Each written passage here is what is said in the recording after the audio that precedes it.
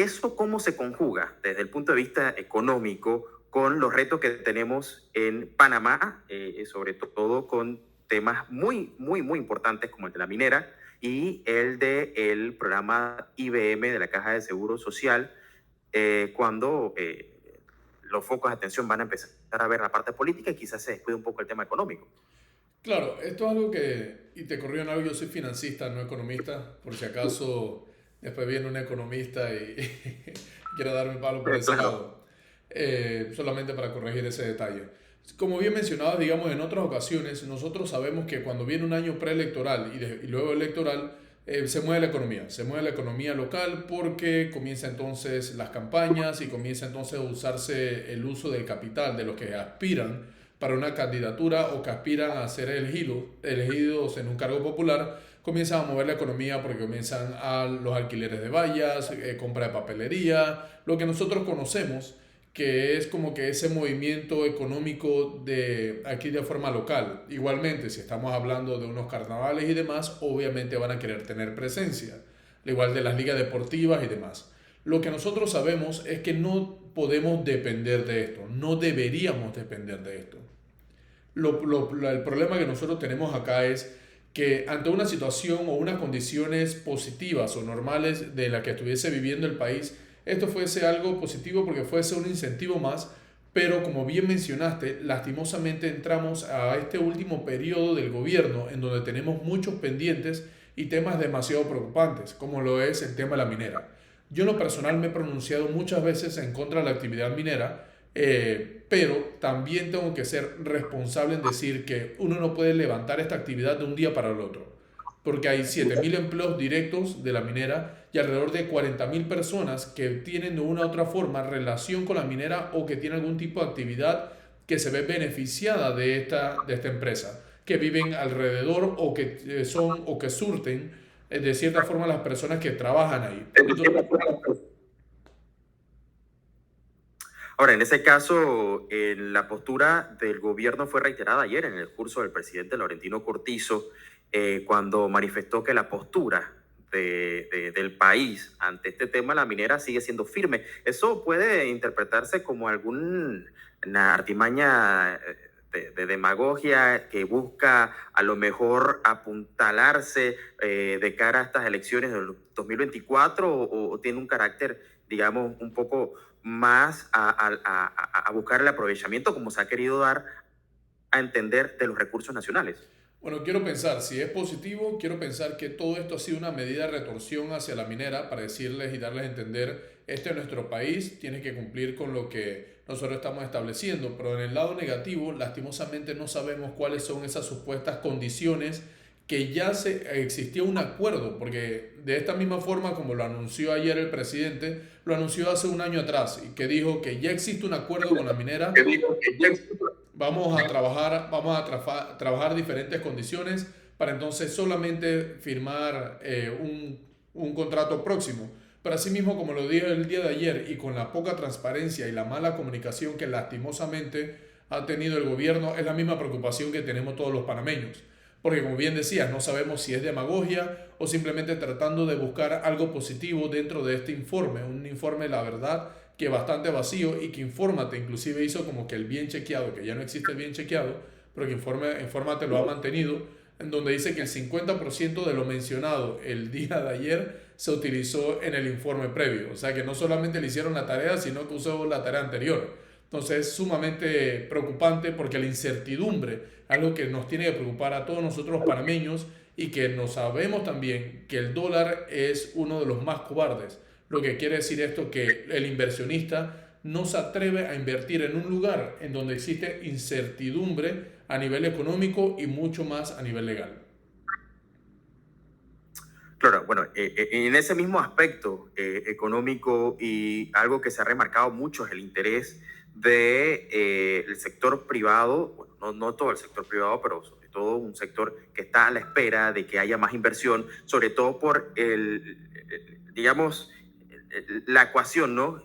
De más empleo producto de las condiciones que crea el mismo Estado, o que el mismo Estado se convierta en el que contrata, digamos, el que más contrata a panameños de alguna u otra manera también incide directamente sobre la recaudación, porque no viene producto de la inversión privada, sino del Estado, que se puede tomar para otros proyectos de inversión, de inversión gubernamental. En ese mismo sentido, un grupo ayer se levantó, sobre todo lo de la bancada del Cambio Democrático, IRM, a protestar en contra de, sobre todo el discurso que estaba emitiendo el presidente, donde alegaban que no había ningún proyecto que beneficiara al país, más o menos, que siguen con la misma palabrería, si lo decimos así, palabras más, palabras menos, pero muy poco se está viendo. ¿Cómo se entiende eso? ¿Y crees que esa es la percepción general?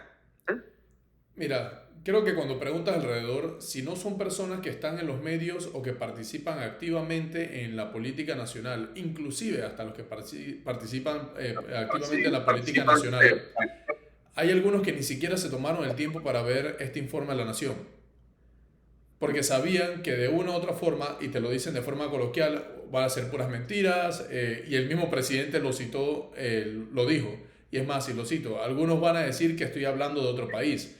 Bueno, ya he escalado a un nivel más alto y decimos que no es ni siquiera otro país, es otro mundo, porque ya es un mundo imaginario, en donde lastimosamente, como bien mencionabas, ya ni siquiera las bancadas se quedaron ahí para mostrar respeto al presidente de la República. Desde a ese nivel o ese nivel grave es que se encuentra la gestión del presidente. Entonces sí es preocupante cuando vemos que el gobierno, o por lo menos el Estado, está asumiendo un rol que no debería, que es el que mencionabas de contratar, y de cierta forma es lo que hacían mención ayer, que se han reducido la tasa de desempleo. Pero cuando vemos también se ha incrementado la informalidad. Pero ¿por qué se ha reducido la tasa de desempleo si no hay proyectos y no hay inversiones extranjeras? Ah, bueno, se ha reducido porque el Estado es el que ha asumido ese rol, un Estado que simplemente se encuentra en déficit. Déficit quiere decir que está gastando más de lo que produce. Entonces estamos ampliando y haciendo crecer todavía más la planilla del Estado, trabajando en negativo. Queremos decir que existe empleo. Bueno, eso no quiere decir estrictamente que existe empleo. Y cuando hablamos de un 50% de informalidad es sumamente preocupante, porque esto no quiere decir que coticen a la Caja de Seguro Social, una caja de seguro social que sabemos que el IBM está en un momento crítico y que también nosotros los panameños no sentimos la confianza de cotizar al seguro. Nosotros nos vemos obligados, pero no sentimos la confianza o de hacerlo de forma voluntaria. Entonces tenemos una informalidad por un lado y por otro lado la desconfianza del panameño en general, que si está en una situación de informalidad no ve un retorno en ese gasto o en ese aporte a la Caja de Seguro Social. Ahora, este año va a ser muy interesante porque van a empezar a salir diversas posturas, muchos que van a encontrar su, digamos, discurso como punta de lanza, culpando al gobierno de todo lo mal que ha hecho, como hemos visto, ¿no? Que regularmente es la estrategia o es el recurso que utilizan muchos para buscar ganar más adeptos o sacar más votos. Pero en este momento, en una etapa donde nos encontramos una coyuntura muy, digamos, delicada, porque por un lado el tema que ya creo que está viciado de la pandemia, por otro lado el tema de la guerra actualmente en Rusia con Ucrania, lo que se espera para este año según indicadores internacionales, una posible recesión económica. ¿Cuánto nos puede venir a afectar, digamos, el buscar intereses cada uno por su lado, ¿no? Porque ya no es una polarización, no es que estoy en contra o a favor, ahora hay distintas posturas y esas posturas quizás tienen como un carácter general lo mejor para el país, pero lo que vemos es que cada uno quiere lo mejor, pero desde su perspectiva. ¿Cómo debemos empezar a mirar entonces esta etapa preelectoral y sobre todo como ciudadanos, ¿no? Al momento de escoger a los que van a estar ocupando esos puestos en 2024, un año que va a ser importante para la recuperación en todo el sentido de la palabra del país? Mira, yo miraba con muy buenos ojos el Pacto del Bicentenario. Yo decía, bueno, finalmente podemos desarrollar un plan a largo plazo, algo que necesita nuestro país, no solamente a nivel de infraestructura, logística, sino a educación, la verdad, en cada uno de los rubros que nosotros tenemos. Siempre, lastimosamente, tenemos el inconveniente, o bueno, es resultado, lastimosamente, de malas gestiones, de que ningún gobierno repite. O sea que cada 5 años borramos y arrancamos nuevamente y entonces comienza un proceso de aprendizaje de ese gobierno que acaba de entrar y el último año entonces un proceso de entrega. O sea que de verdad hay como 3 años en que el gobierno de verdad debería gestionar, a diferencia de este que ya tiene 3 años y no ha gestionado. Ha sido, digamos, la excepción. Entonces regresamos a lo que mencionó el presidente, que sigue culpando a la pandemia, tema trivial. En ningún otro país, inclusive vecino, se culpa a la pandemia. República Dominicana regresó a los ingresos que tenía previo a la pandemia a nivel de turismo, siendo el turismo uno de los primeros aportes a su Producto Interno Bruto. Panamá no ha podido levantar números ni en turismo, ni en cultura, ni siquiera cualquier otro número. Sí hemos llegado por lo menos a los números de visitantes que teníamos o que se transitaban por el aeropuerto, pero esos que transitan no se quedan y no realizan entonces o no dejan capital aquí en nuestro país. Entonces ya no podemos hablar de la pandemia. Un gerente en una empresa privada, si lo contratan, al tercer año sigue hablando de o culpando al gerente anterior o de una problemática en específico, lo hubiesen votado en los meses. Pero bueno, acá estamos hablando entonces del presidente de la República. Tenemos que hacer, y lo que preguntabas entonces, tenemos que hacer y sentarnos todos los partidos políticos, porque no se trata de criticar por criticar, sino que hay que hacer críticas constructivas.